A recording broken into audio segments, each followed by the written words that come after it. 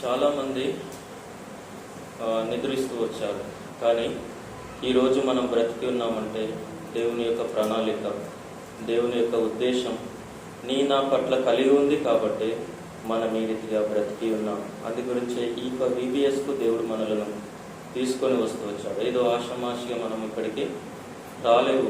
ఆయన చేతులు ఒక ప్రణాళిక నీ పైన కలిగి ఉన్నాడు కాబట్టి ఆయన యేసు ప్రభు మిమ్ములను ఈ VBSకు తీసుకొని వచ్చాడు. కాబట్టి మనం అందరం కూడా ఏం చేయాలి అని అంటే ఆయన చేతిలో వాడబడాలనేటువంటిదే ఆయన ఉద్దేశం. కాబట్టి మనము ఫస్ట్ రోజు నుంచి మనం నేర్చుకున్నాం, పాత్రల గురించి నేర్చుకున్నారు. ఏమేం పాత్రలు నేర్చుకున్నారు? ఏమేం పాత్రల గురించి చెప్పారు? ఘనమైనటువంటి పాత్ర, ఘనహీనమైనటువంటి పాత్ర. అది ఒక్కొక్కరికి ఒక్కొక్క పాత్ర. ఎవరు ఘనమైనటువంటి వారు, ఎవరు ఘనహీనమైనటువంటి వారు. కాబట్టి ఈ రీతి అన్ని పాత్రల గురించి నేర్చుకున్నాం. విరిగిపోయినటువంటి పాత్ర కదా, తర్వాత దేవుని కొరకు ఉపయోగకరంగా ఉండేటటువంటి పాత్ర. కాబట్టి దేవుడు ఎవరు అని అంటే పరమ కుమ్మరి కదా. కుమ్మరి ఏం చేస్తాడు? చూశారా మీరు ఎప్పుడైనా కుమ్మరిని? కుండను తయారు చేసేటప్పుడు ఆయన ఏం చేస్తాడంటే మట్టి తీసుకుంటాడు. ఆ మట్టిని ఏం చేస్తాడంటే ఆషామాషిగా ఆ మట్టి మెత్తగా కాదు.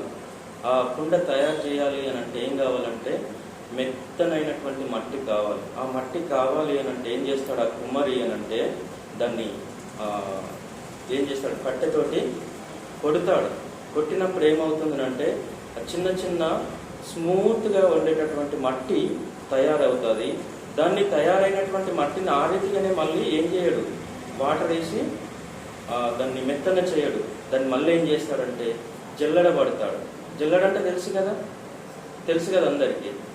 జల్లెడబడతాడు. జల్లెడబడితే ఏమవుతాయి? దాంట్లో ఉన్నటువంటి రాళ్ళు, దాంట్లో ఉన్నటువంటి దుమ్ము అంతా కూడా ఏమవుతుందంటే సపరేట్ అవుతుంది. కాబట్టి మన జీవితంలో కూడా ఏంటిదనంటే ఈ రాళ్ళు ఇవన్నీ కూడా ఏంటిదనంటే ఎలాంటిదంటే మార్పు సువార్తలో రాయబడి ఉంటుంది 7:21. హృదయంలోను మానవుని యొక్క హృదయంలో నుండి ఏముంటుంది? పాపం అనేటటువంటి లక్షణాలు కలిగి ఉంటాయి. ఈ రాళ్లకు గుర్తు. కాబట్టి రాళ్ళు ఎప్పుడైతే ఈ పాపం అనేటువంటి క్రోధం తర్వాత మనం మాట్లాడేటటువంటి విధానం ఇవన్నీ కూడా పోయినప్పుడే ఏమవుతుంది అంటే ఆ పరమ కుమ్మరి అయినటువంటి ఆ కుమ్మరి ఏం చేస్తాడంటే మట్టిని ఏం చేస్తాడు? మెత్తగా చేస్తాడు. ఒక ముద్దగా చేస్తాడు. ముద్దగా చేసి ఏం చేస్తాడంటే సార మీద వేస్తాడు. సార మీద వేసి ఏం చేస్తాడు? తనకిష్టమైనటువంటి కుండలను చేస్తాడు. తనకిష్టం. కొన్ని పెద్ద కుండలు చేస్తాడు, కొన్ని చిన్న కుండలు చేస్తాడు. కొన్ని ఎంత ఉంటాయి? ఇంతే ఉంటాయి కదా, ఇంతే ఉంటాయి. కుండ ఎప్పుడైనా కుమ్మరైనా నాకు ఇంతే చేసినావు, నన్ను ఇంత చిన్నగా ఎందుకు చేసినావు అని అంటారా? అనదు. కాబట్టి మనం కూడా ఎవరము అని అంటే మట్టితో చేయబడినటువంటి వారు. మనం కూడా కుండలమే. కాబట్టి దేవుడు ఏం చేశాడు? ఆది కాండంలోకి వెళ్తే మట్టితో మానవుని తయారు చేసి జీవాత్మను వదుతూ వచ్చాడు. మరి ఈ లోకంలో ఉన్నటువంటి కుమ్మరి ఆ కుండలను తయారు చేస్తే ఆ కుండల ద్వారా ఉపయోగం ఉందా లేదా? కాబట్టి ఎంతో మందికి ఏం చేస్తుందంటే దాహాన్ని తీర్చగలుగుతుంది, చల్లనైనటువంటి నీరు ఇవ్వగలుగుతుంది. తర్వాత ఎన్నో రకాలుగా కుండలను ఉపయోగించుకుంటారు. పూర్వకాలంలో ఏం చేసేవారంటే మనం ఇప్పుడు స్టీల్ దాంట్లో వాడుతూ ఉన్నాం, రైస్ చేస్తున్నాం. పూర్వకాలంలో ఏంటిదంటే ఈ మట్టి పాత్రలోనే అన్నం చేసేటటువంటి వారు, మట్టి పాత్రలోనే కర్రీస్ చేసేటట్టు. ఎంత టేస్ట్ అంటే అంత. కాబట్టి మన జీవితాలు కూడా దేవుడు ఏం చేశాడంటే ఆ పరమ కుమ్మరి మనల్ని చేస్తూ వచ్చాడు. కాబట్టి మనము ఆయనకి ఎలా ఉండాలి అంటే ఉపయోగకరమైనటువంటి పాత్రలుగా ఉండాలి. మరి ఆ ఉపయోగకరమైనటువంటి పాత్రలుగా ఉండాలి అంటే ఏం కావాలి అంటే మనలో ఉన్నటువంటి పాపం అనేటటువంటిది సపరేట్ చేయబడాలి. అంటే పాపం అనేటటువంటిది తొలగించబడాలి. కాబట్టి మనం ప్రత్యేకించబడినటువంటి వారం, దేవుని కొరకు ప్రత్యేకించబడినటువంటి వారం. కాబట్టి మనం ప్రత్యేకంగా ఉండాలి, లోకమునకు వేరై ఉండాలి. అప్పుడు మనకి ఏమవుతుందంటే దేవుని చేతిలో మనం ఉపయోగపడేటటువంటి పాత్రలుగా ఉంటాం. కాబట్టి మన లెసన్ ఈరోజు ఏంటిది అంటే ఏం లెసను అని అంటే ఎవరు చదువుతారు? Use and holy vessel.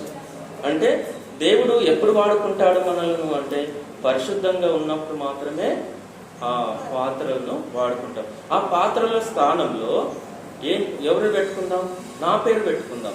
ఆ పాత్రల స్థానంలో నీ పేరును పెట్టుకుందాం కదా. పరమ కుమ్మరి కదా, దేవుడు మనల్ని ఏం చేశాడు? మట్టితో తయారు చేసినాడు కదా.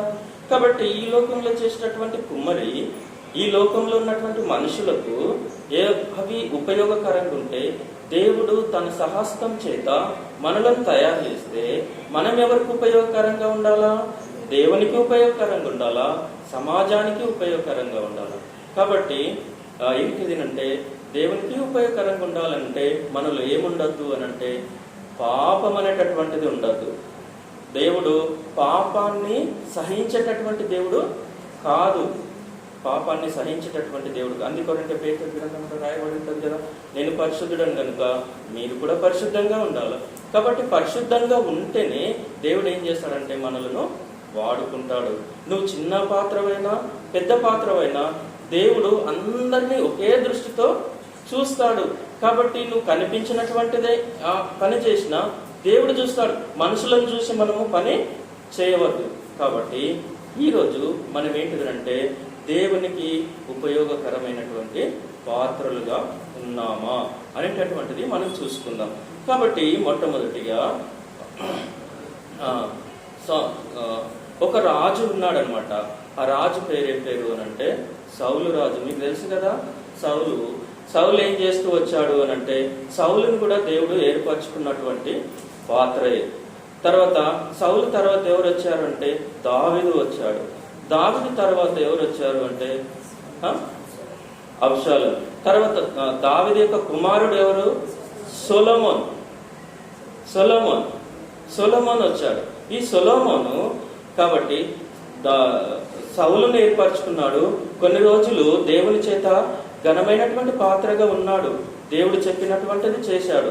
దేవుని మాటకు అవిధేయత చూపించలేడు. కొన్ని కారణాలను బట్టి ఏం చేశాడంటే దేవుని మాటను అతిక్రమిస్తూ వచ్చాడు. దేవుని మాటను వినలేడు. కాబట్టి సౌలు ఏమైనాడంటే దేవునికి వేరైపోతూ వచ్చాడు. అప్పుడు విరిగిపోతూ వచ్చాడు. అంటే దేవుని మాట వినలేదు. ఇరిగిపోయినటువంటి పాత్రగా చివరికి అవుతూ వచ్చాడు. తర్వాత దావీదు వచ్చాడు. దావీదు కూడా దేవుని యొక్క చేతిలో మంచి దేవుని మాట విన్నటువంటి వ్యక్తి. దేవుని మాట విన్నాడు. దేవుని మాటకు జవదాటినటువంటి వ్యక్తి. అందుకంటే దావీదుని ఏమన్నాడు దేవుడు అంటే నా హృదయానుసారుడు. కాబట్టి నా హృదయానుసారుడు. కాబట్టి దేవుడు మెచ్చుకున్నటువంటి ఒక పాత్ర. ఈయన కూడా ఒక పాత్ర, ఘనమైనటువంటి పాత్రగా ఉన్నాడు. కానీ అయితే ఈ దావీదు ఏం చేయాలనుకున్నాడంటే దేవునికి ఒక మందిరాన్ని కట్టాలనుకున్నాడు. మందిరం కట్టాలి అని అనుకుంటే దావీదు ఏం చేస్తూ వచ్చాడంటే అనేకమైనటువంటి యుద్ధాలు చేస్తూ వచ్చాడు. యుద్ధాలు చేసి ఏం చేస్తే యుద్ధంలో ఏం చేస్తారు? యుద్ధంలో ఏం చేస్తూ వస్తారు? యుద్ధంలో ఏం చేస్తారు? చంపుకుంటారు. అప్పుడు ఎలా ఉండేది అంటే ఇప్పుడు ఏంటంటే బాంబులు వచ్చినాయి. ఇప్పుడు ఒక బాంబు వేస్తే 1000 కిలోమీటర్లు పోయి ధ్వంసం చేస్తుంది. అప్పుడు అట్లా కాదు, ముఖాముఖిగా నువ్వు అక్కడుంటే ఒక గ్రౌండ్ ఉంటుంది, నీ ప్లేస్ నా ప్లేస్ హద్దు ఉంటుంది. ఏం చేస్తారు? ముఖాముఖిగా కొట్లాడుకునేటటువంటి వారు. కాబట్టి చంపుకునేటటువంటి రీతిగా ఈ దావీదు ఎంతో మందిని ఏం చేశాడంటే యుద్ధంలో చంపు వేస్తూ వచ్చాడు.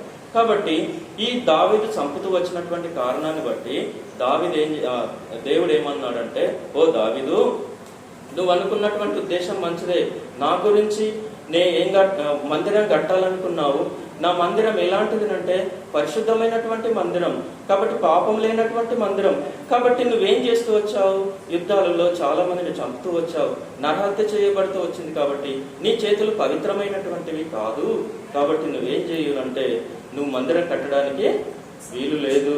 కాబట్టి నువ్వు మందిరం కట్టడానికి వీల్లేదు. మరి ఎవరు కట్టాలి ప్రభా? నేను కట్టాలనుకున్నా, నా ఆశ నెరవేరాలి, నా కోరిక నెరవేరాలి అనంటే ఆయన ఏం చేసిందంటే దేవుడు ఏం చెప్పాడంటే నువ్వు కట్టద్దు, నువ్వు కడుపులో పుట్టకపోయేటటువంటి నీ కుమారుడు ఏం చేస్తాడంటే మందిరాన్ని కడతాడు.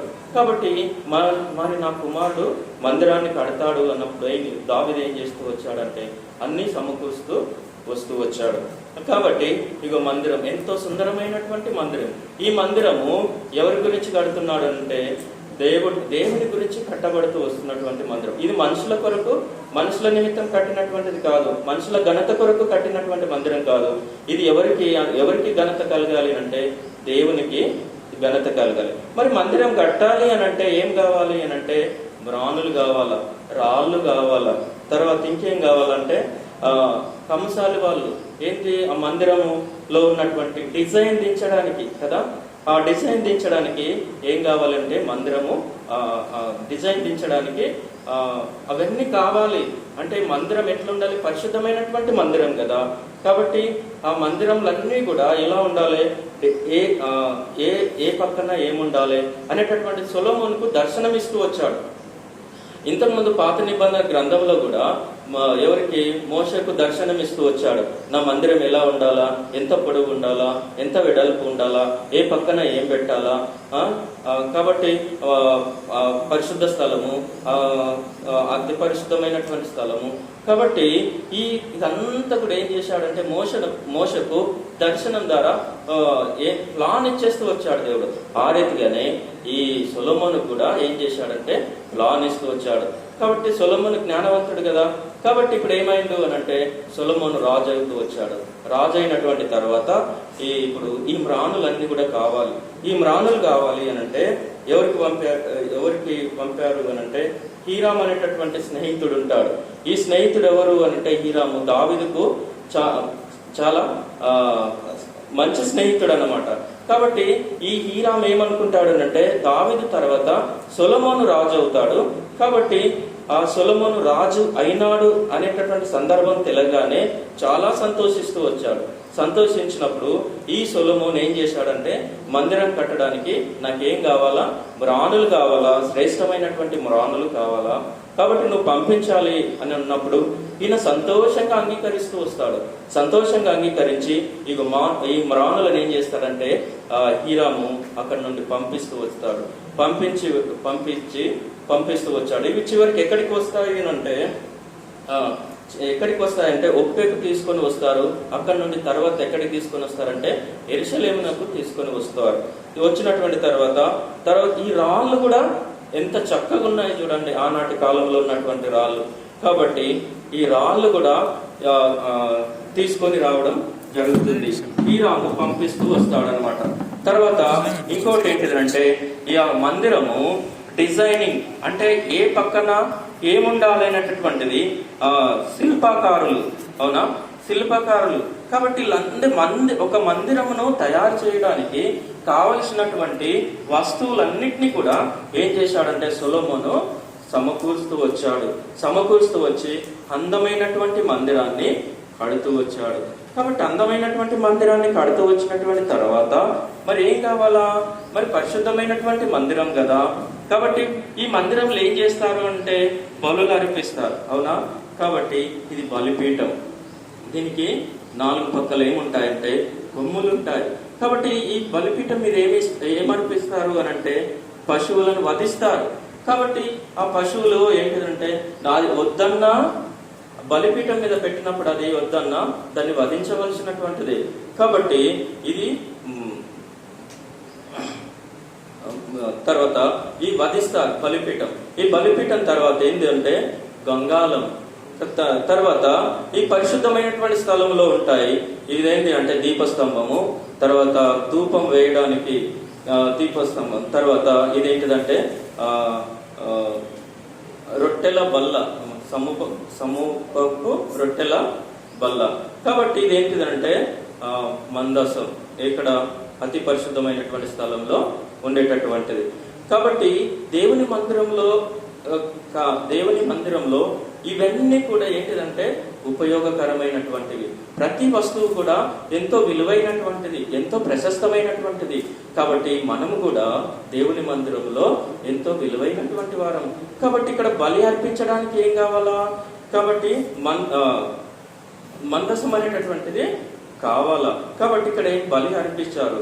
బలి అర్పించి ఏం చేస్తారంటే ఈ గంగాలంలో చేతులు కడుక్కొని పరిశుద్ధమైనటువంటి స్థలంలోనికి వెళ్తారు. పరిశుద్ధమైన స్థలంలోకి వెళ్ళినటువంటి తర్వాత అతి పరిశుద్ధమైనటువంటి స్థలంలోనికి వెళ్తారు. కాబట్టి ఇది రీతిగా ఇది మందిరంలో ఉండేటటువంటి ప్రశస్తమైనటువంటి వస్తువులు, సేవోపకరణాలు. కాబట్టి మనం కూడా ఇవి దేవుని మందిరంలో ఉపయోగించినటువంటి తర్వాత ఇవి బయట వాడడానికి వీలు లేవు. ఇవి ఎంతో పవిత్రమైనటువంటివి, దేవుని కొరకే ఉపయోగించబడాలి.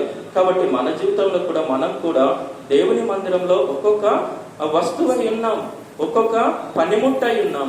కాబట్టి ఈ పనిముట్లు ఏం కావాలి అంటే పవిత్రమైనటువంటివిగా ఉండాలా. పిల్లలు ఎలా ఉండాలా? పవిత్రమైనటువంటివిగా ఉండాలా, పరిశుద్ధమైనటువంటిగా ఉండాలా. ఆ పరిశుద్ధమైనటువంటిగా ఉంటేనే దేవుడు ఏం చేస్తాడు అని అంటే మనలను యూజ్ చేసుకుంటాడు. అవునా? హోలీనెస్ ఉంటేనే దేవుడు ఏం చేస్తాడు? ఉపయోగించుకుంటాడు. ఉపయోగకరమైనటువంటి పాత్రగా ఉంటాం. మరి మనం ఏ రీతిగా ఉన్నామో మనం ఒకసారి పరీక్షించుకోవాలి.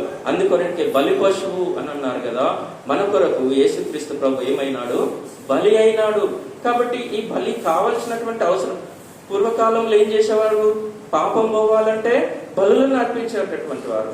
కాబట్టి ఆ బలి పశువు మానవులు అనేకమైనటువంటి తప్పులు చేస్తుంటాం. మనం రోజు ఒక్క అబద్ధం ఆడితే సంవత్సరానికి 365 రోజులు అవుతాయి. మనం జీవించేటటువంటి కాలం ఒకవేళ 50 సంవత్సరాలు అనుకుంటే సంవత్సరానికి 365 బలులు అర్పించాలి. కాబట్టి బలులు అర్పించాలంటే 50 సంవత్సరాలకి ఎంత అవుతుంది? బట్ ఇంటూ వేసుకుంటే మనం ఆ బలిని అర్పించలేము. కాబట్టి అందుకొరనికే ఆది కాండంలో దేవుడు ఏం చేస్తూ వచ్చాడంటే ఈ మానవులను చేసినందుకు సంతాపపడుతూ వచ్చాడు. ఎందుకు చేసినందు అనుకున్నాడు. కాబట్టి ఆయన చేతులారా చేస్తూ వచ్చినటువంటి మట్టి ఘటాల కొరకు, మట్టి కుండల కొరకు ఏం చేస్తూ వచ్చారు? నా చేతులతోటి నేను తయారు చేశాను. కాబట్టి నా కళ్ళ ముందు ఏమవుతున్నారు? ఆ మరణానికి వెళ్తున్నారు, ఆ నరకానికి వెళ్తున్నారు. కాబట్టి నేను తట్టుకోలేను. కాబట్టి అందుకొరకే ఏం చేశాడంటే మరణ శాసనం రాసినటువంటి వాడు మరణించక తప్పదు. ఆ మరణ శాసనం రాసినటువంటి వాడు మరణిస్తేనే ఏమవుతుంది అంటే ఆ మరణ శాసనం అనేటటువంటిది జల్లుతుంది. కాబట్టి అందుకొరకే యేసుక్రీస్తు ప్రభు మన కొరకు గొల్గొతా కొండ మీద నిట్ట మధ్యాహ్నము కల్వరి సిలువలో ఈ నా పాపముల కొరకై ఆయన ఏం చేస్తూ వచ్చాడంటే కల్వరి సిలువలో బలి అయితూ వచ్చాడు. నీ నా పాపముల కొరకు, నీ నా అవిధేయత కొరకు, మన హృదయంలో ఉన్నటువంటి చెడు తలంపుల కొరకు ఆయన ఏమైనాడంటే బలి అయితూ వచ్చాడు. కాబట్టి నువ్వు ఆ బలి అయినటువంటి ఆ దేవుని దగ్గరికి నువ్వు వస్తే నీ పాపాన్ని నువ్వు ఒప్పుకున్నట్లయితే దేవుడు నిన్నేం చేస్తాడు? పరిశుద్ధమైనటువంటి వ్యక్తిగా చేస్తాడు. అప్పుడు దేవుని మందిరంలో నువ్వు కూడా ఏం చేస్తావు అంటే ఒక పాత్రగా ఉంటావు. కాబట్టి ఒక పాత్రగా ఉంటావు. ఆ రీతిగా ఉండడానికి నువ్వు ఇష్టపడుతున్నావా? కాబట్టి మందిరం కడుతూ వచ్చాడు సొలొమోను. మందిరం కట్టడానికి కావలసినటువంటి వస్తువులన్నింటినీ సమకూరుస్తూ వచ్చాడు. కాబట్టి మందిరం కట్టినటువంటి తర్వాత ఇప్పుడు ఏమైంది అంటే గంగాలం ఉంటుంది. ఈ మందిరం కట్టబడుతూ వచ్చింది. ఇది గంగాలము. ఈ గంగాలం ఏంటిది? ఎందుకు అనంటే యాజకుడు ఏం చేస్తాడంటే ఆ గంగాలం దగ్గర తన చేతులు, కాళ్ళు శుభ్రపరుచుకుంటాడు. అంటే ఇది దేనికి సాదృశ్యము అనంటే యేసుక్రీస్తు ప్రభు యొక్క రక్తానికి సాదృశ్యం అనుకోవడంలో సందేహం అనేటటువంటిది లేదు. కాబట్టి మనము కూడా ఏంటిదంటే ప్రభు దగ్గరికి వెళుతూ వచ్చినప్పుడు, మందిరంలోకి వెళ్తూ వచ్చినప్పుడు మన పాపస్థితిని దేవుని దగ్గర మనం ఒప్పుకోవాలి. కాబట్టి ఎప్పుడైతే ఈ చేతులు కాళ్ళు కడుక్కొని ఏం చేస్తాడంటే పరిశుద్ధమైనటువంటి స్థలంలోకి వెళ్తాడు. పరిశుద్ధమైనటువంటి స్థలంలోకి వెళ్ళి అప్పుడు ఏం చేస్తారంటే బలి అర్పిస్తూ వస్తారు. కాబట్టి బలి అర్పిస్తూ వచ్చినటువంటి సందర్భంలో ఈ మందిరం తయారు అవుతున్న సందర్భంలో దేవుని యొక్క మహిమ ఏంటిదనంటే దిగివస్తూ వస్తుందన్నమాట. కాబట్టి దేవుని మహిమ దిగివచ్చి ఈ మందిరం అంతటిని ఏమవుతుందంటే ఆవరిస్తూ ఉంది. కాబట్టి ఇక్కడ ఇది ఎవరికి కట్టబడుతున్నటువంటి మందిరము? దేవునికి కట్టబడుతున్నటువంటి మందిరం. ఇది మనుషుల కొరకు కట్టినటువంటిది కాదు, మనుషుల ఘనత కొరకు కట్టినటువంటిది కాదు. కాబట్టి నా మందిరము సమస్త జనులకు ఏంటిది? ప్రార్థన మందిరంగా ఉంటుంది. సమస్తమైనటువంటి జనుల కొరకు ప్రార్థన మందిరంగా ఉంటుంది. కాబట్టి ఇది పరిశుద్ధమైనటువంటి మందిరము.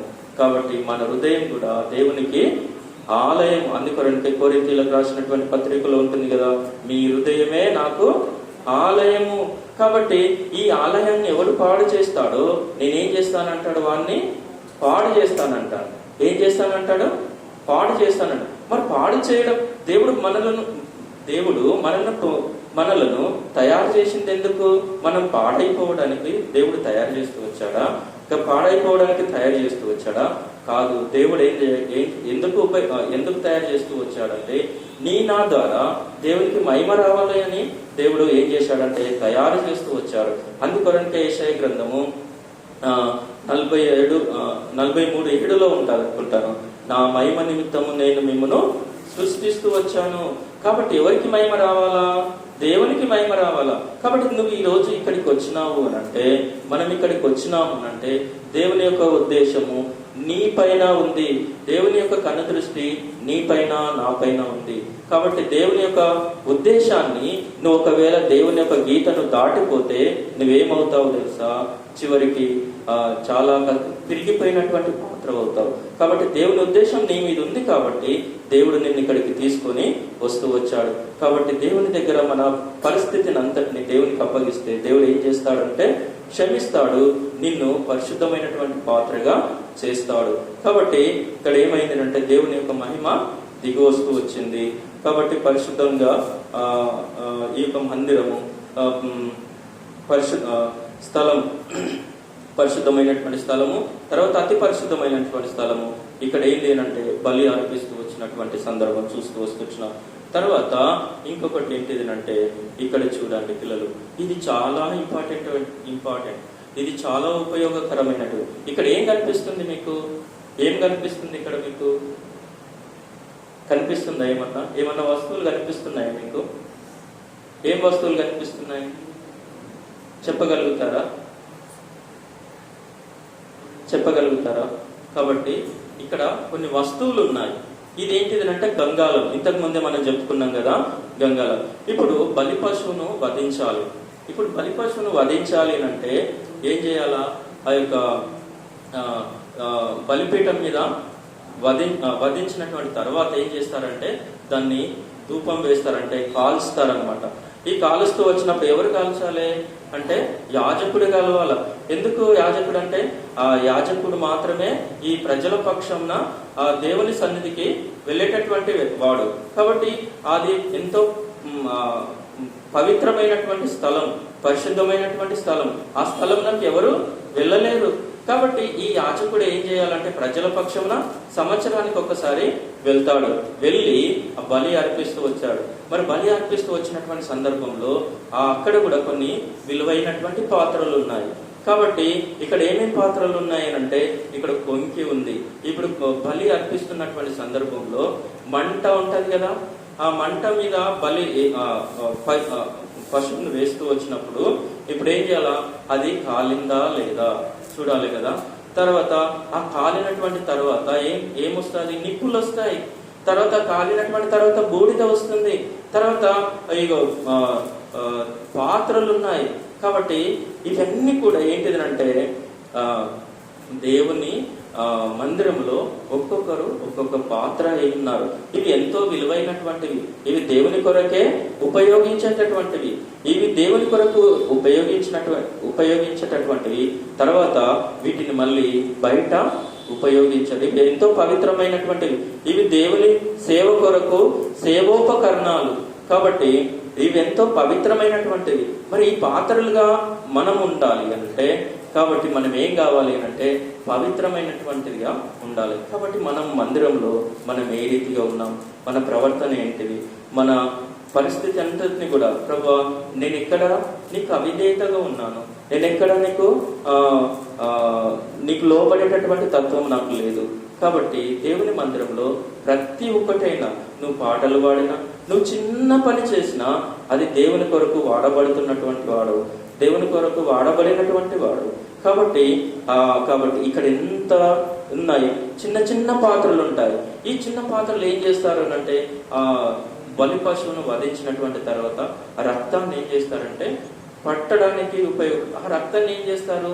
అతి పరిశుద్ధమైనటువంటి స్థలంలోకి కర్ణాపీఠం దగ్గరికి వెళ్ళి ఏం చేస్తారంటే దాన్ని ప్రోక్షిస్తారు. ఆ ప్రోక్షణ ఎందుకు అంటే ఆ రక్తాన్ని పట్టాలంటే కూడా ఏం కావాలా? పాత్ర కావాలా. అది పెద్దది కాదు, చిన్న పాత్రనే. చిన్నదైనా కూడా దేవునికి ఇష్టమైనటువంటి పాత్ర. కాబట్టి ఆ రీతిగా ఏం చేస్తూ వచ్చారంటే ఇవన్నీ పాత్రలు ఉన్నాయి, ఒక్కొక్కటి ఒక్కొక్క దానికి ఉపయోగించబడుతూ వచ్చాయి. కాబట్టి మనం ఏ పాత్రగా ఉన్నాం?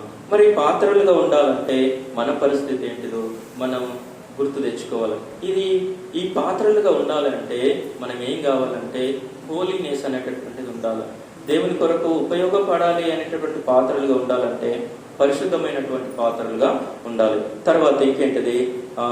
ఇక్కడ ఏం చేస్తూ వచ్చారంటే హోమం. ఈ హోమం అంటే ఏంటిది అంటే పవిత్రమైనటువంటి సామాగ్రి. అంటే ఏంటి? సాంబ్రాణి, తర్వాత అంటే బోలము. కాబట్టి ఇలాంటి అన్ని కూడా ఏం చేస్తారంటే అందులో వేస్తారు. వేసి అప్పుడు ఏమవుతుందంటే ఈ పొగ అనేటటువంటిది పైకి లేస్తుంది. ఈ సువాసన పరిమళ సువాసన. కాబట్టి ఈ వాసన ఏం చేస్తాడంటే పరమాత్ముడైనటువంటి దేవుడు ఏం చేస్తాడనంటే దాన్ని ఆగ్రహిస్తాడు. కాబట్టి ఆగ్రహించినప్పుడు ఈ సువాసన అంటే ఏంటిదంటే అందుకొరకే మిమ్మల్ని నేను పరిమళ వాసనగా ఉండటకు నేను మిమ్మల్ని పిలిచి తిని అని అంటాడు, మిమ్మల్ని ఏర్పరచుకుంటుని అంటాడు. కాబట్టి మనం ఏ రీతిగా ఉండాలంటే పరిమళ వాసనగా ఉండాలి. పరిమళ వాసనగా ఉండాలి అంటే మన యొక్క జీవితము, మనం చేసేటటువంటి ఆరాధన, మనం చేసేటటువంటి ప్రార్థన దేవునికి ఇంపైనటువంటిదిగా ఉండాలి, సువాసనగా ఉండాలి. అందుకొరకు ఒక సేవకుడు నేను చెప్పంగా విన్నాను, మనం చేసేటటువంటి ఆరాధనంట దేవదూతలు వస్తారంట. దేవదూతలు చేంజ్ చేస్తారంటే ఇగో పలాని ఆంటీ యొక్క ఆరాధన, బాణాంటి యొక్క ఆరాధన, పలాని అభిషేకం యొక్క ఆరాధన ప్రభా, ఇది ఎంత సువాసనగా ఉంది, ఒకసారి చూడు ప్రభా అని అంటాడంట. దేవుడు అప్పుడు ఆ ఆరాధన తీసుకొని పోయి దేవునికి చూయించినప్పుడు అప్పుడు ఒకవేళ మనం పవిత్రమైనటువంటి హృదయంతో ఒకవేళ ఆరాధన చేస్తే, పవిత్రమైనటువంటి హృదయంతో ఒకవేళ ప్రార్థన చేస్తే దేవుడు ఏం చేస్తాడంటే ఆ ప్రార్థనను స్మరించి ఏం చేస్తాడంటే సంతోషిస్తాడు, ఆగ్రహిస్తాడు. కాబట్టి మన యొక్క ప్రార్థన ఎలా ఉండాలంటే పవిత్రంగా ఉండాలి, దేవునికి ఇంపైనటువంటిదిగా ఉండాలి, దేవుని మెప్పించేటటువంటిదిగా ఉండాలి, దేవుణ్ణి మెప్పించేటటువంటిదిగా ఉండాలి. కాబట్టి ఆ రీతిగా మన ప్రార్థన ఉండాలి. కాబట్టి మనం ఏ రీతిగా ప్రార్థన చేస్తున్నాం, మన ప్రార్థన ఎలా ఉంది, పవిత్రమైనటువంటిదిగా ఉందా, దేవునికి పవిత్రంగా ఉన్నామా? కాబట్టి దేవునికి ఒకవేళ పవిత్రంగా లేకపోతే మనం ఏం చేయాలా? దేవునికి అప్పగించుకోవాలి. దేవునికి అప్పగించుకుంటే ఏం చేస్తాడు? దేవుడు మనలను పవిత్రులుగా చేస్తాడు. ఆయన పవిత్రులుగా చేయడానికే యేసుక్రీస్తు ప్రభు ఏమైనాడంటే ఆ గొల్గొతా కొండ మీద కలువరి శిలువలో ఏమైనాడు అంటే బలిగా అర్పిస్తూ వచ్చాడు. మరి బలిగా అర్పిస్తూ వచ్చినటువంటి సందర్భంలో నువ్వు నీ హృదయాన్ని ఆయనకి ఇస్తే, మన హృదయాన్ని ఆయనకి ఇస్తే, ఒకవేళ నువ్వు ఉన్నటువంటి ప్లేస్లో కానీ, నువ్వు చదువుకున్నటువంటి కాలేజీలో కానీ, నువ్వు ఉన్నటువంటి చుట్టుపక్కల పరిసరాల ప్రాంతాల్లో కానీ, నువ్వు ఎక్కడనైనా మన మాటను బట్టి, మన యొక్క చూపును బట్టి, మన యొక్క తలంపు ఆలోచనలను బట్టి దేవునికి అసహ్యం పుట్టించేటటువంటి వారంగా ఉన్నామేమో, దేవుని దృష్టికి మనం చెడ్డవారంగా ఉన్నామేమో. కానీ దేవుడు ఎప్పుడు కూడా నువ్వు చెడ్డవాడవని ఆయన యుద్ధకు వచ్చేటటువంటి వారిని ఆయన ఎంత మాత్రం కూడా త్రోసివేయనటువంటి వాడు. కాబట్టి ఆయన యుద్ధకు వస్తే ఏం చేస్తాడంటే చేర్చుకుంటాడు. కాబట్టి మనం ఎక్కడైనా ఏదైనా దేవునికి విరుద్ధమైనటువంటిది ఏమైనా చేసి ఉన్నామా, చేస్తూ ఉన్నామా, ఇంకా దాంట్లో కొనసాగుతూ ఉన్నామా, అది ఒకసారి మనం పరీక్షించుకోవాలి. కాబట్టి పరమ కుమ్మరి, ఈ లోకంలో ఉన్నటువంటి కుమ్మరి పగిలిపోయినటువంటి కుండను దాన్ని తీసి పాడవేయడు. ఆ కుండ మట్టిని ఏం చేస్తాడంటే మళ్ళీ ఏం చేస్తాడు? కొడతాడు. కొట్టి దాన్ని మెత్తన చేసి మళ్ళీ ఇంకొక రూపమునిచ్చేటటువంటి పాత్రగా తయారు చేస్తూ వస్తాడు. కాబట్టి పరమదేవుడైనటువంటి పరమ కుమ్మరి అయినటువంటి మన దేవుడు మనం ఒకవేళ ఇలాంటి స్థితిలో మనం ఉంటే నిన్ను త్రోసివేయడు. ఆయన యుద్ధకు వస్తే నిన్నేం చేస్తాడంటే చేర్చుకుంటాడు. నిన్ను మళ్ళీ ఏం చేస్తాడంటే ఒక ఉపయోగకరమైనటువంటి కుండగా తయారు చేస్తూ వస్తాడు. ఆ కుండగా తయారు చేసి దేవుని మందిరంలో ఒక పనిముట్టుగా నిన్ను వాడుకుంటాడు. మరి పనిముట్టుగా వాడుకోవాలని ఒకవేళ నీకు ఆ తలంపు, ఆ యొక్క ఆలోచన నీకుందా? ఆ ఆలోచన ఉంటే దేవుడు నిన్ను ఖచ్చితంగా వాడుకుంటాడు. నువ్వు ఏ పాత్ర అయినా సరే, నువ్వు చిన్న పాత్ర అయినా సరే, నువ్వు బయటకు కనిపించిన, నన్ను ఎవరు మెచ్చుకుంటలేరు, నన్ను ఎవరు చూస్తలేరు, కానీ దేవుడు ఎవరు చూస్తాడు? హృదయాంతరంగానే చూసేటటువంటి దేవుడు. కాబట్టి బయట ఉండేటటువంటిది కాదు దేవుడు చూసేటటువంటిది. కాబట్టి లోపల ఉండేటటువంటి దాన్ని దేవుడు ప్రేమిస్తాడు. నువ్వు ప్రార్థనగా చేయాలనుకుంటున్నావా? ఆ రీతిగా ప్రార్థన చేయి దేవుని మందిరం కొరకు. కానీ ఎక్కడికి వెళ్ళి దేవుని మందిరానికి ఒక ఉపయోగకరమైనటువంటి పాత్రగా ఉండాలి అని దేవుడు ఆశపడుతూ వస్తున్నాను. ఆ రీతిగానే తర్వాత ఇంకోటి ఏంటిదంటే నెక్స్ట్. కాబట్టి ఇప్పుడు ఏమైంది అని అంటే, ఇది పరిశుద్ధమైనటువంటి స్థలంలో ఉంటాయి, అవునా? పరిశుద్ధమైనటువంటి స్థలంలో ఉంటాయి. ఇక్కడ ఏముంది అని అంటే దీపం ఉంది. కాబట్టి ఈ దీపం ఏంటిది అని అంటే, ఇది బంగారుతో చేయబడినటువంటి దీపం. బంగారం దేనికి గుర్తు అనంటే రాజరికానికి గుర్తు, ఇంకా విమోచనకు గుర్తు. కాబట్టి వెలుగు ఇక్కడ ఏంటి? దీపస్తంభం ఏంటిదంటే వెలిగిస్తుంది కదా. అందుకొరకే దేవుడు ఏమన్నాడంటే, నేను వెలుగును, నన్ను వెంబడించేవాడు చీకటిలో నడవక జీవపు వెలుగు కలిగి ఉండును అని అన్నాడు. కాబట్టి ఆయన ఎవరు అనంటే వెలుగు. ఆయన వాక్యం ఏం చేస్తుందంటే, చీకటిని ఏం చేస్తుంది? ప్రాలదోరుతుంది, తొలగిస్తుంది. కాబట్టి ఇక్కడ ఏంటంటే, ఈ దీపము వెలిగించబడాలి అంటే కత్తెర కూడా అవసరమా? కత్తెర అదెంత చిన్నగా ఉంటుంది, దాని ద్వారా ఏమనుకుంటామే, ఈ కత్తెర ఎందుకులే అనుకుంటాం. కాబట్టి కత్తెర ఏం చేస్తారంటే, ఆ భక్తులను ఏం చేస్తాము? కత్తెరిస్తాము. అది కూడా ఎంతో ప్రశస్తమైనటువంటిది. కాబట్టి దేవుని దృష్టిలో ప్రతి ఒక్కటి కూడా ప్రశస్తమైనటువంటిది, విలువైనటువంటిది. కాబట్టి ఆ విలువైనటువంటి ఆ కత్తెరను కూడా దేవుడు ఏం చేస్తాడంటే ఉపయోగించుకుంటున్నాడు. కాబట్టి ఇది వెలుగాలంటే ఏం కావాలా? ఆ కత్తెర అనేటటువంటిది అవసరం. మరి కత్తెర ఉంటే సరిపోతుందా? సరిపోదు. ఇది వెలగాలంటే ఏం కావాలా? నూనె కావాలా, అవునా? నూనె కావాలి. అందుకొరకే బైబిల్ గ్రంథంలో మత్తయి సువార్తలో ఈ రీతిగా 10 మంది కన్యకలు ఉన్నారు. ఈ 10 మంది కన్యకల్లో 5 మంది బుద్ధి కలిగినటువంటి వారు ఉన్నారు, 5 మంది బుద్ధి లేనటువంటి కన్యకలు ఉన్నారు. వీళ్ళు 10 మంది కూడా దేవుని నమ్ముకున్నటువంటి వ్యక్తులే, 10 మంది కూడా దేవుని కొరకు జీవిస్తున్నటువంటి వ్యక్తులే. కానీ 5 మంది బుద్ధి కలిగినటువంటి వారు, 5 మంది బుద్ధి లేనటువంటి వారు. బుద్ధి కలిగినటువంటి వారు ఏం చేశారంటే, వారి యొక్క సిద్ధల్లో ఏం చేశారు? నూనెను ఉంచుకుంటూ వచ్చారు. దేవుడు వచ్చినటువంటి సమయంలో వాళ్ళు ఏం చేశారంటే దేవుని దగ్గరికి ఎత్తబడుతూ వస్తూ వచ్చారు. కాబట్టి మనం కూడా ఇలా ఉన్నాం, బుద్ధి కలిగి ఉన్నాం. ఈ నూనె దేనికి సాదృశ్యం అంటే ప్రార్థనకు సాదృశ్యం. కాబట్టి మనం ఏ రీతిగా ఉన్నాం? మనం బుద్ధి కలిగి ఉంటున్నామా? ఎలా ఉన్నాం? మరి బుద్ధి కలిగినటువంటి కన్యకలుగా ఉంటే మనం ఏమవుతామంటే వెలిగింపబడతాం. కాబట్టి దేవుడు ఎవరు అనంటే వెలుగు. కాబట్టి ఆ వెలుగై ఉన్నటువంటి దేవుడు ఇప్పుడు ఏమవుతుంది? చీకటి అంతా పారద్రోల పడుతుంది, ఆ పరిశుద్ధమైనటువంటి స్థలంలో ఉంచబడుతుంది. కాబట్టి ఈ దీపము వెలగాలి అంటే ఏం కావాలంటే, నూనె పోయడానికి ఏం చేస్తాము? మనం పూర్వకాలంలో చిమినెలు అని వాడుతూ ఉంటుంది. మీకు గుర్తున్నాయో లేదో అది మాకు తెలుసు. మా ఇళ్లలో మేము పెట్టుకుంటాము. దీపం ఉంటుంది, ఆ దీపంలో నూనె పోయడానికి చిలుమెలు ఉంటాయి. దాన్ని ఏం చేస్తారంటే దాంతో పోస్తారు. అందుకంటే ఇక్కడ ఇక నూనె పోయడానికి దేవుడు ఏం చేశాడంటే దాన్ని కూడా ఉపయోగించుకుంటూ వస్తారు. కాబట్టి ఇది కూడా ఒక ఉపయోగకరమైనటువంటి పాత్రే. కాబట్టి సమూహపు రొట్టెల బల్ల, ఇది ఎంతో ప్రశస్తమైనటువంటి బల్ల. ఇది దేనికి సాదృశ్యం అంటే ప్రభు యొక్క శరీరానికి సాదృశ్యం. కాబట్టి దీన్ని మనము చూస్తూ వచ్చినప్పుడు, దీన్ని మనం గుర్తు చేసుకుంటూ వచ్చినప్పుడు మనకి ఏం గుర్తుకొస్తుంది అంటే, యేసుక్రీస్తు ప్రభుల వారు కల్వరి శిలువలో మన కొరకు ఏం చేశాడంటే తన శరీరాన్ని అప్పగించుకుంటూ వచ్చాడు. కాబట్టి అందుకొరకే యోహాను సువార్తల 6:54 అనుకుంటాను, నా శరీరం తిని నా రక్తం త్రాగువాడు నిత్య జీవము గలవాడు. కాబట్టి ఆయనలో మనం ఉంటే, ఆయనతో మనం ఉంటే మనం ఏమవుతామనంటే పరిశుద్ధులము అవుతాం, పవిత్రమైనటువంటి కుండగా ఉంటాము. కాబట్టి ఆయనతో మనం ఏం చేయాలంటే ఉండాలా. తర్వాత నెక్స్ట్ ఏంటిదంటే ఇది అతి పరిశుద్ధమైనటువంటి స్థలం. ఈ అతి పరిశుద్ధమైనటువంటి స్థలంలోకి ఎవరు వెళ్తారు?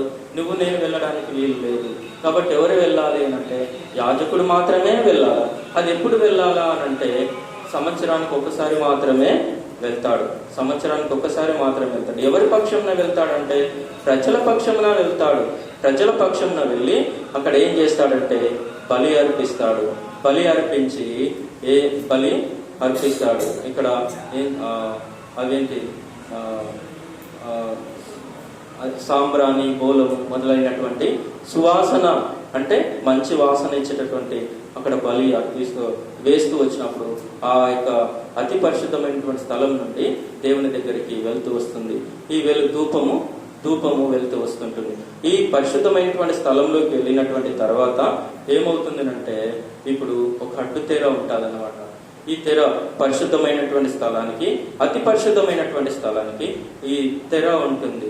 ఆ తెర అది ఆ పరిశుద్ధమైనటువంటి స్థలం నుండి అతి పరిశుద్ధమైనటువంటి స్థలంకి వెళ్ళాలంటే చీకటి ఉంటుంది. ఏమి కనిపివవు.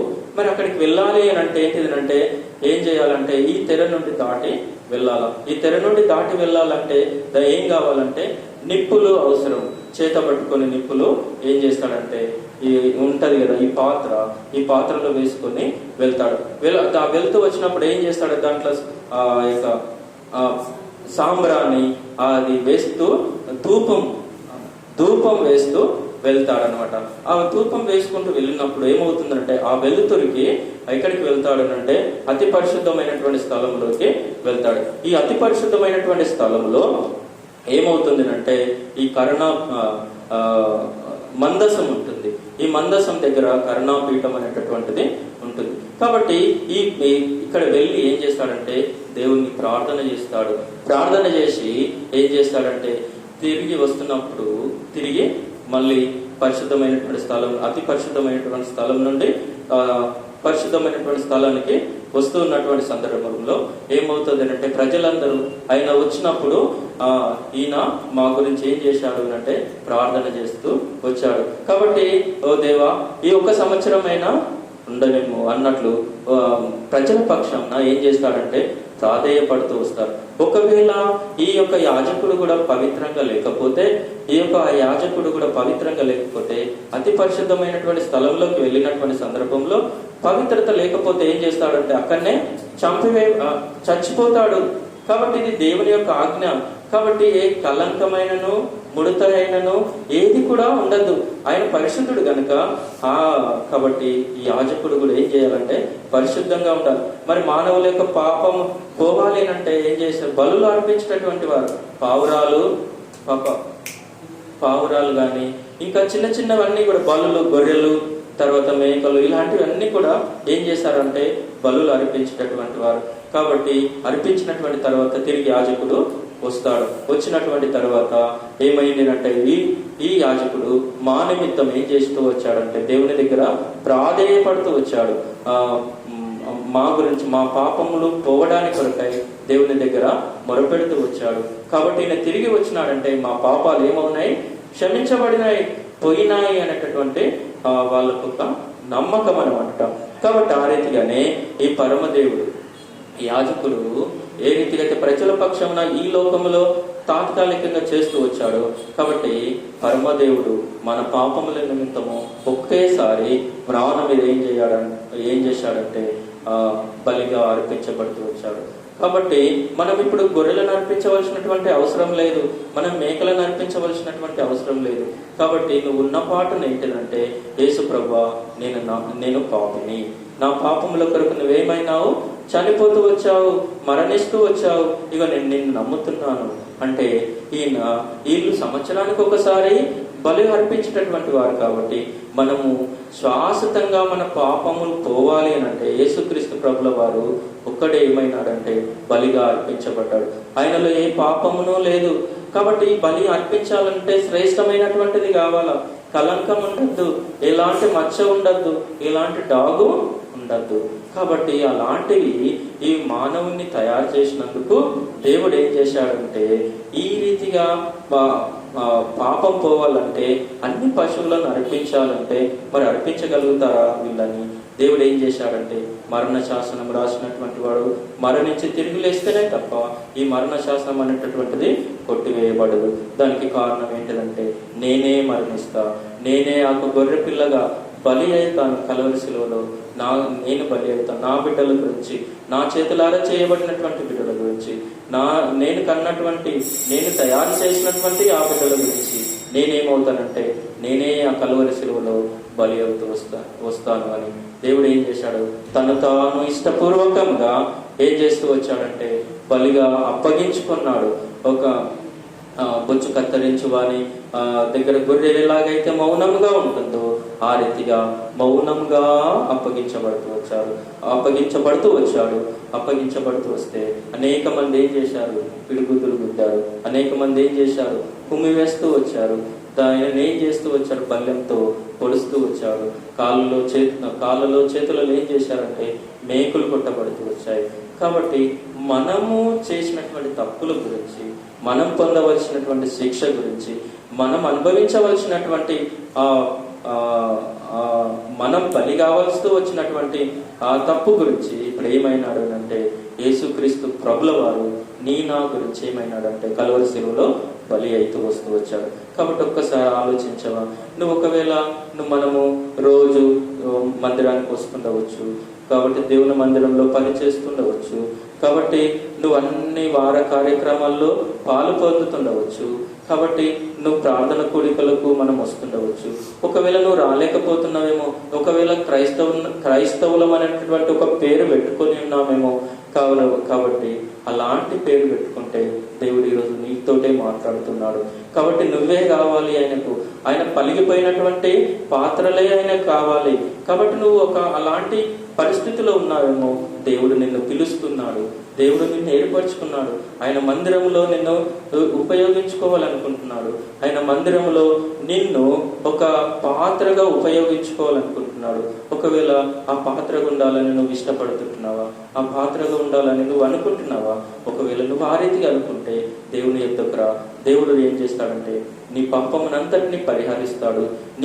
నిన్నేం చేస్తాడంటే పవిత్రమైనటువంటి కుండగా, అంటే ఆయన చేతిలో ఉపయోగపడేటటువంటి పాత్రగా నిన్ను తయారు చేస్తాడు.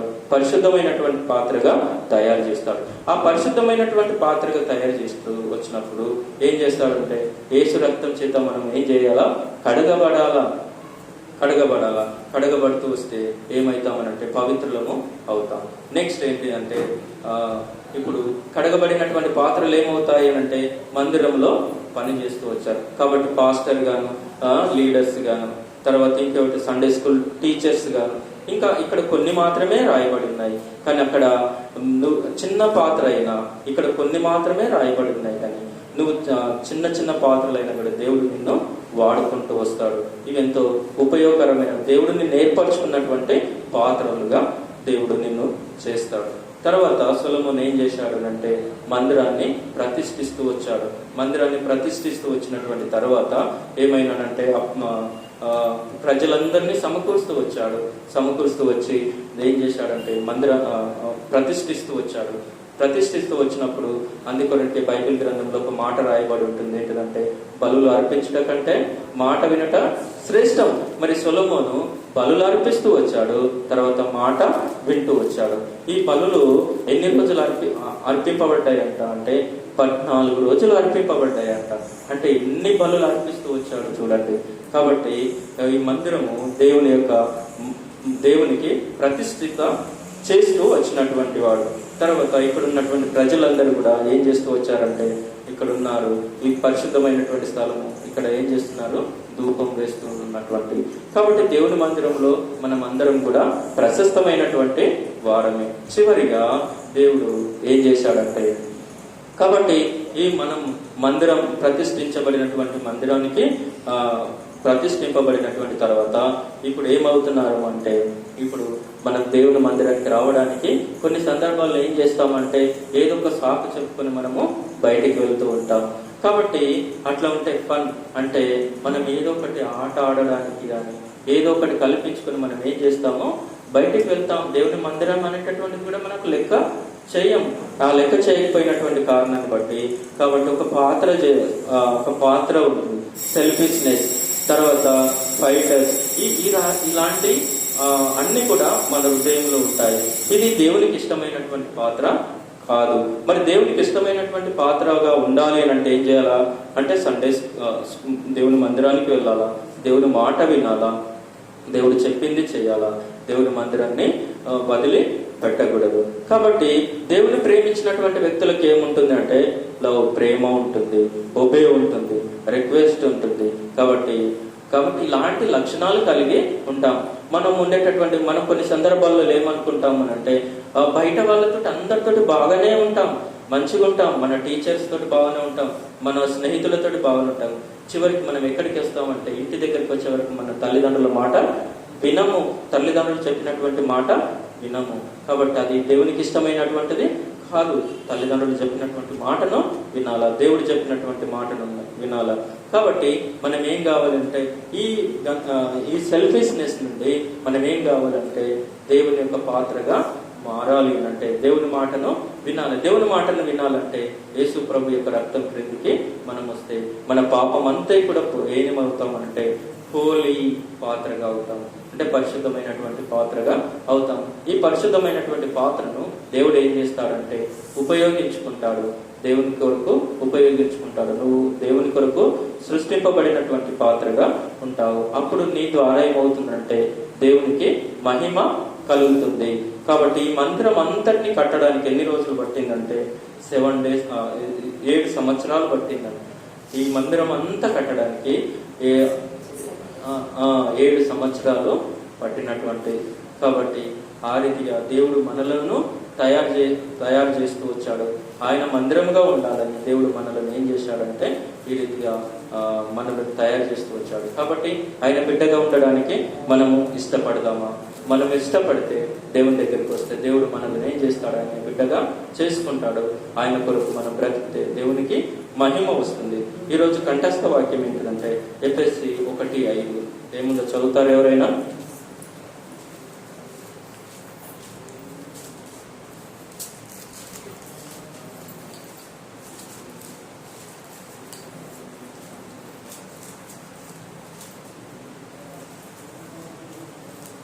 ఎఫెసీ 1:5 చదవండి ఎవరైనా, తెలుగులో చదువుతారా? ఎవరు లేదా? ఎఫెసీ చదువు, ఇంగ్లీష్ అని sir. Having predestinated us unto the adoption of the children by Jesus Christ to himself according to the good pleasure of his will. Okay, కాబట్టి ఇది కంఠస్థ వాక్యం. మరి నేను తెలుగులో చెప్పాను, మీకు అర్థమైందా? మరి ఇక్కడ అందరు చూస్తే ఇంగ్లీష్ ఉన్నది మరి, ఓకేనా? కాబట్టి మనం ఏం చేయాలంటే దేవునికి అప్పగించుకుంటే దేవునికి ఉపయోగకరమైనటువంటి దేవుని చేతిలో వాడబడేటటువంటి పాత్రలు ఉంటే దేవుడు నన్ను బట్టి సంతోషిస్తాడు, దేవునికి మహిమ కలుగుతుంది. కాబట్టి ఆ రీతిగా ఉండడానికి మనం ఏం చేద్దాం? దేవునికి అప్పగించుకుందాం. దేవుడు మనను దీవించను గాక. Aunty praise.